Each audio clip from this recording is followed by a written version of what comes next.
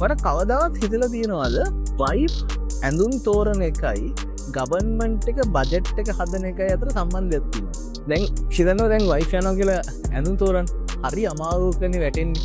අරකත් තෝරගන්නවා මේකත් තෝරගන්නවා 10ක් විතර තෝරගෙන ඒකෙනුත් ප්‍රයිස් එක කම්පෙයාර් කරලා ඔන්න එකක් අරගෙන ගෙදර එනවා. ගෙදර ආවට පස්සෙත් ඊට පස්සේ කම්ප්ලේන් කරනවා අඩේ අපරාධි මේක ගත්තේ අරක ගන්න තිබ්බා කියලා. ඕක තමයි ගවර්න්මන්ට් එකටත් තියෙන්නේ. ඔන්න ගවර්න්මන්ට් එක බජට් එක හදනවා කියලා හිතන්නකෝ. දැන් ඔන්න සෑහෙන ගොඩක් දේවල් තියෙනවා කරන්න. අපේ තියෙනවා සෑහෙන ගොඩක් දේවල් කරන්න.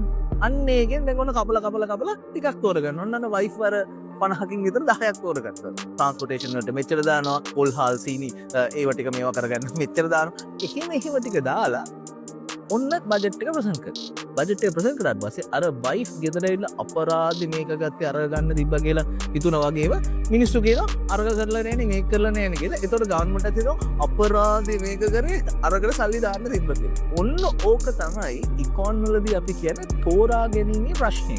කියන්නේ අපිට choices ගොඩක් තියෙනකොට අපිට තියෙන resources පොඩ්ඩ නම් සිද්ධ වෙනවා සිලෙක්ෂන්ස් කරන්න.